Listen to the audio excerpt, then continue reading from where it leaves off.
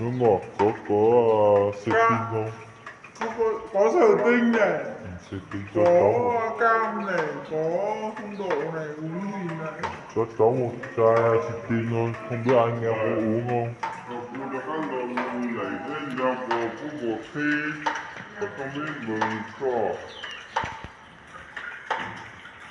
Đấy. Rồi đi có uống lắm. Dạ. Вот да, ему сзади, не могу, дома они нашли. Вот люди.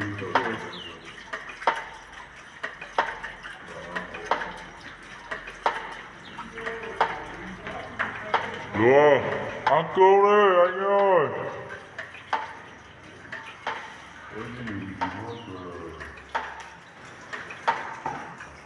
Đúng không? Em từ làm á? Từ làm à? Ừ. Em tưởng là anh mua mấy triệu về đấy bộ này à? Xuống nhỉ? Hôm nào anh ấy đi có con chào màu cho xin một con về nuôi đi. Chào màu á? Mua đi con này nó không kêu. Ê, chắc rồi. Đi tụt tay à?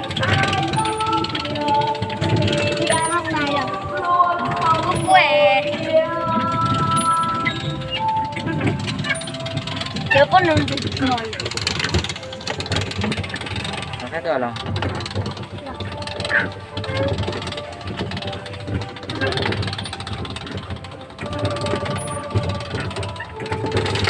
Chợ ở nó là chợ mới dùng chợ.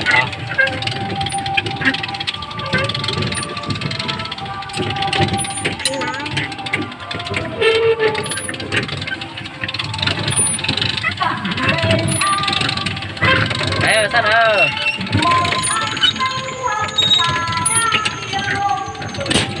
Tiêu.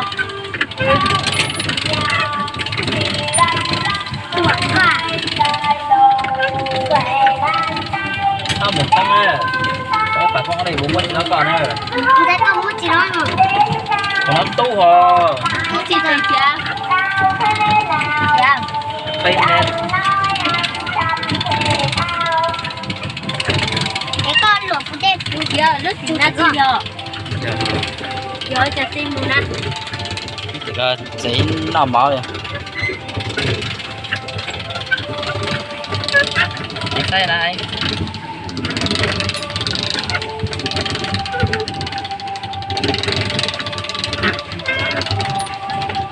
Rồi kia mấy thứ. Mà mặt của quen nó không thể.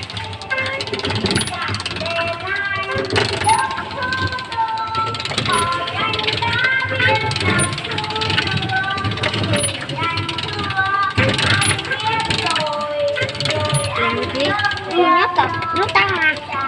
Rồi, em tập biết tuột cho con nè.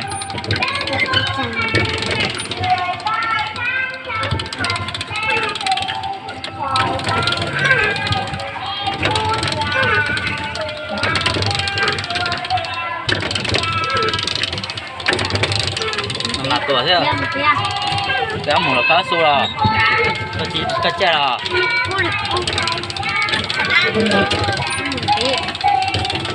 Đấy, có mẹ. Anh đi. Không thấy cái thành tổ chị ra. Nó tươi hết đi. Đấy ngày. Giống cháu coi giống cháu coi. Sáng cái cũng rồi.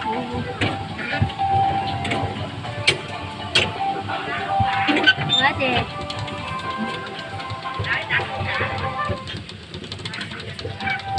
Cá đây nha, cá to đấy. Từ sau tuổi ăn tuổi nó có núng gì với chị trẻ. Coi chứ chị cũng biết chị chơi được.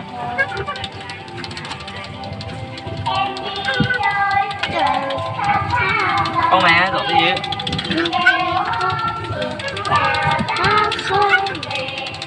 Em chỉ còn rằng nó mơ phá ra.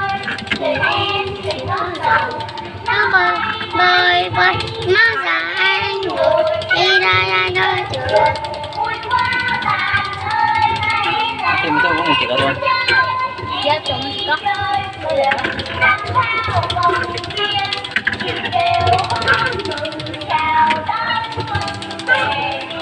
em thì con giàu nó bay bông mùa lêu ta có tụ ai biết luôn nè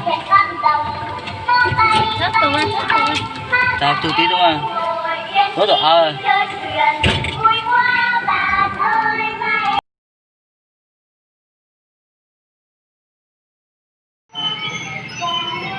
thế rồi nào bà lên chân này ơ bà lên chân này ngờ nhẹp gì mà bo nè bà lên bo nè kia kia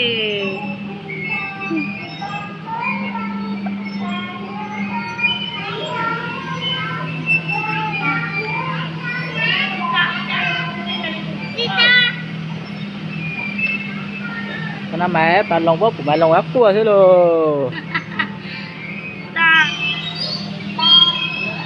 lòng á tụi này thu nó lòng á nó là tụi nó mình chạy á ta kỳ tông tụi mùa á ta kỳ mà tụi mà rú nhiều à ta kỳ có bao giờ rú nhiều thôi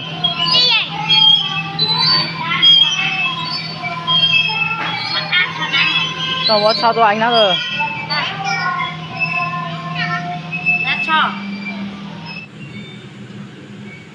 ta chơi ra trong cỏ hành nữa nó là giờ cho mình nhỏ mua xì tôi thắt chơi nó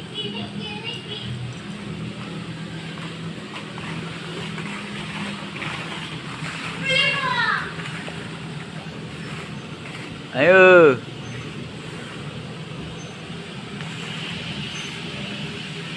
số là xuống chua đi ơi có lỡ lửa anh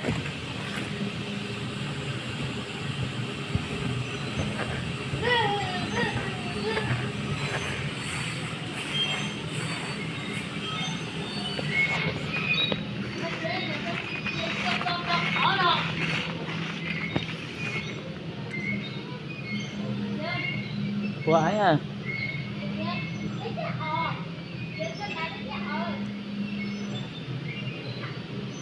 con xe đuôi lửa ra cái này chân này á mẹ ơi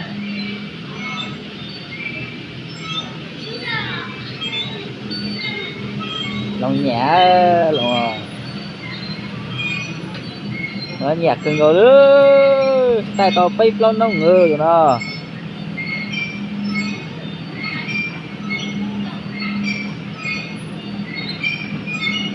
chạy tao bay lon nó cái đó từ cái nhiều quan nữa hết luôn mày ngã chỉ có tụi con nữa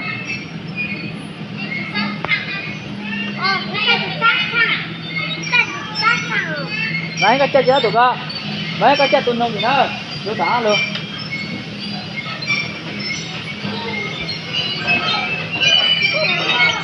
tông mà máu thôi mà máu chưa đấy chỉ tụi nó cả cặp bông mà máu thế mấy tôi lại anh phong rồi tôi chua nữa tôi chua tôi sao chỉ lo tôi mà máu tôi mà máu chưa anh sao tôi này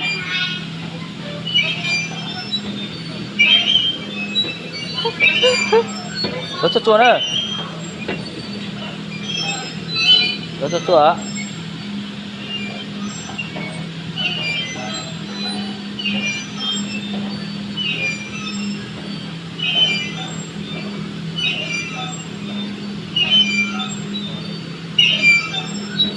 anh nhá tôi còn làm tay mẹ anh á tôi sắp bún làm tay á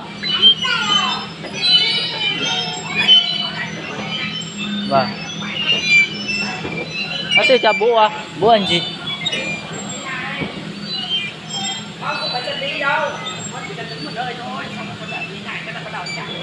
à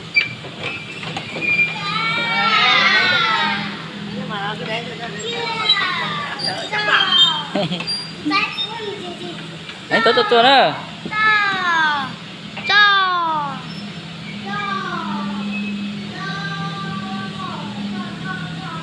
Ấy nhà kìa. Cái nhận này kìa. Mấy thằng kìa, ngày cổ cũng quần nữa.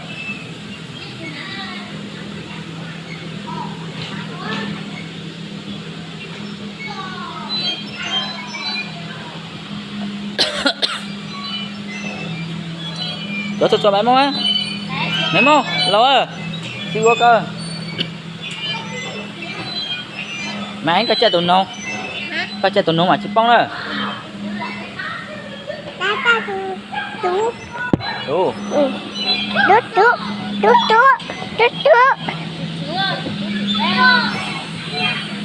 Cái 4 tụi con chơi.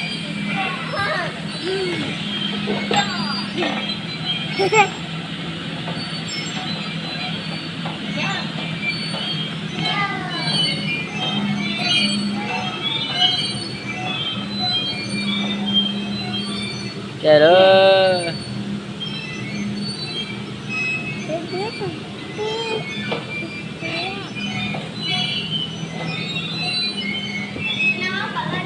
Tôi cho bố lau mũ nữa. Tôi cho cái tạp bông hả?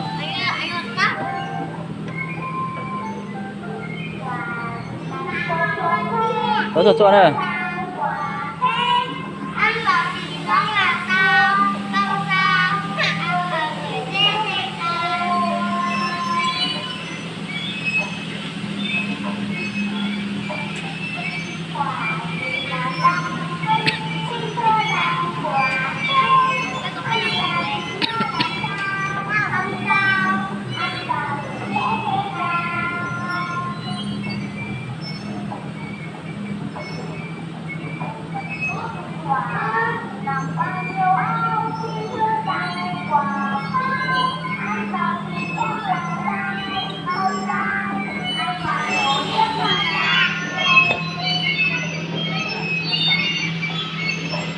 Tôi cho mấy món á.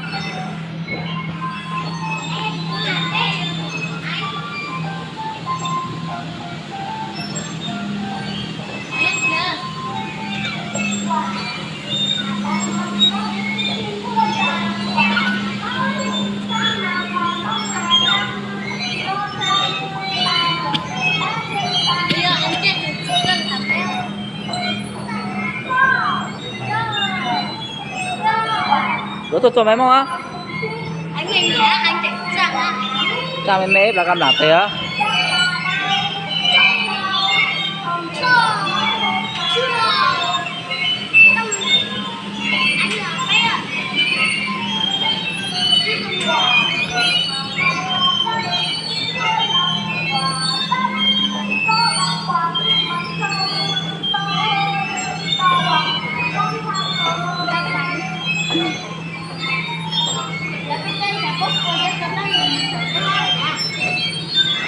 Mấy tụi sáng kia cũ á.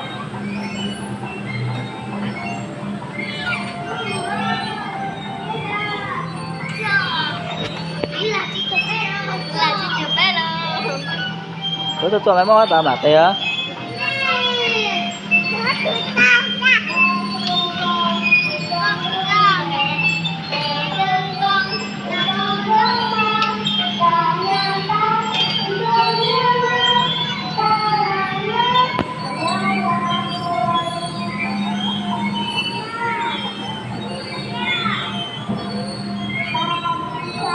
Ê, mà mặc quá đó. Mà mặc quá là cây giống hả?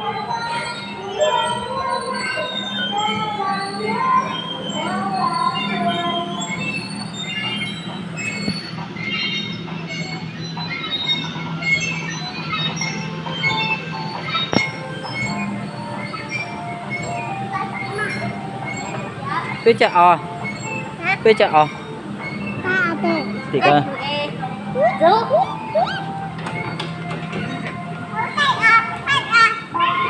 Cô ơi, các cháu đi con vịt. Vâng. Mẹ anh bố mẫu mẹ. Mẹ anh Phong ơi. Chào bà đi. Tập nào cũng một chỗ.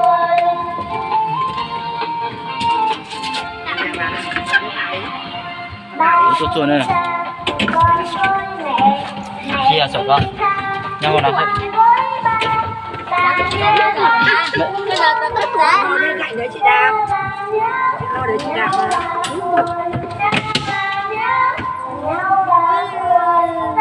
Dám bụng à? Các tuổi đã cái lòng cái tuổi chưa? Tuổi chưa tuổi thích đại mà. Lòng có tuổi mà. Cái tuổi. Sao không?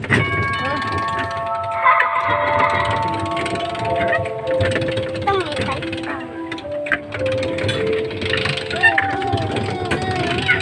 Sao mẹ? Chú lì mà. Người ta sẽ rõ.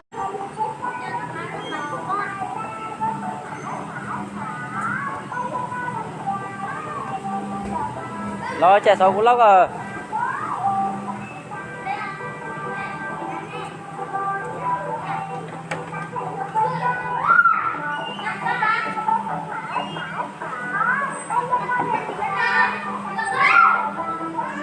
Thang ghế từ ta tỏ nó thang ghế à.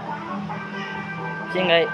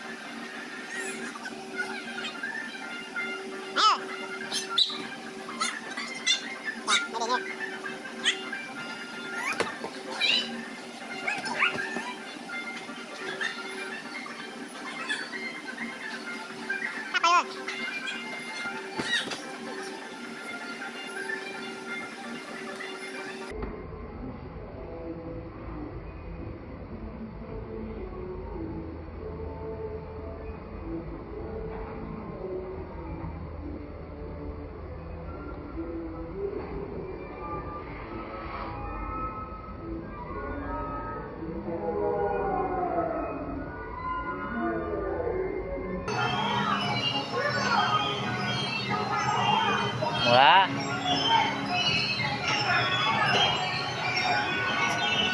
Tông ơi, Tông, mà mảng qua xếp lạc bài à? Có chụp tao cua cơ.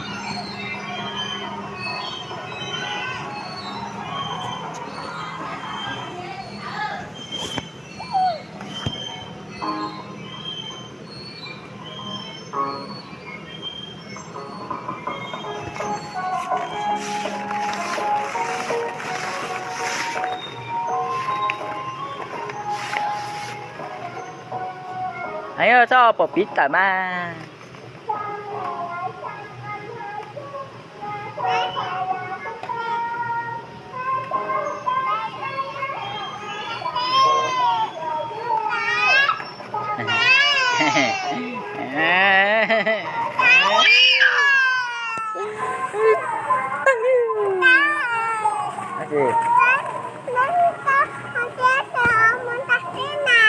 Em đá đi.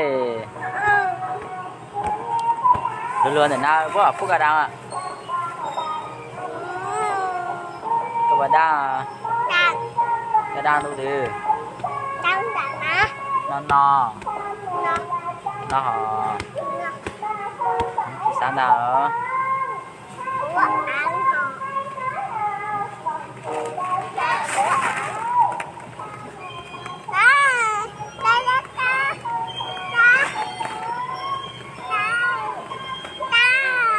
ui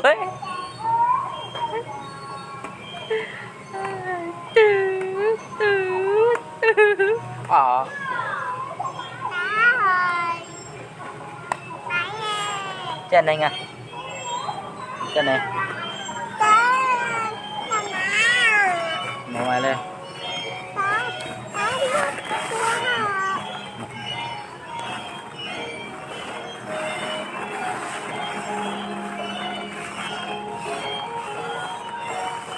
nào với chú đang mày mo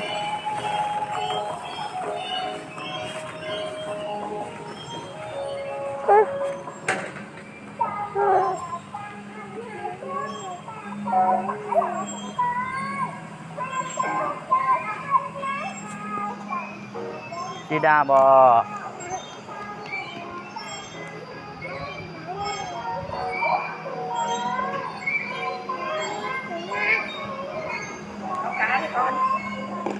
muốn vào đây bắt cá thấy có được không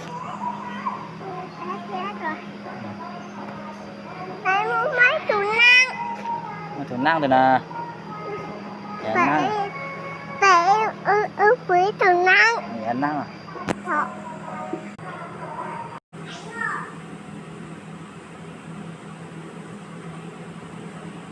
lòng tông anh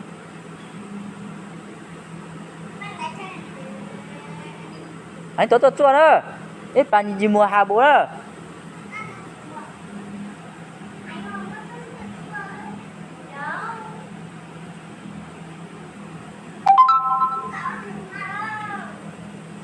anh lá chụp quá rồi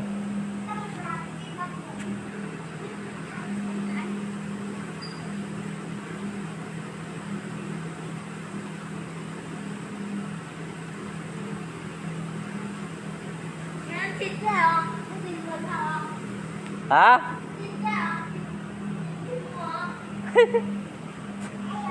ui mấy cháu trúng mặt rồi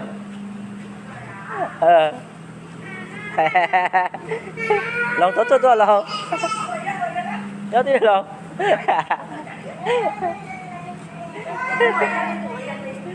anh tốt cho nữa bắt tua chỉ mùa đó cho nó nhung nữa chỉ mùa giống hòa tụi nó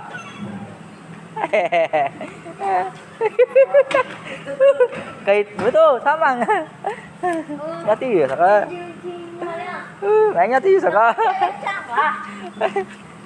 chỉ mùa cho nó sư nữa nãy muốn chơi đúc đi mà về na lúc về na muốn chơi về na tôi ơi cho anh muốn chơi về na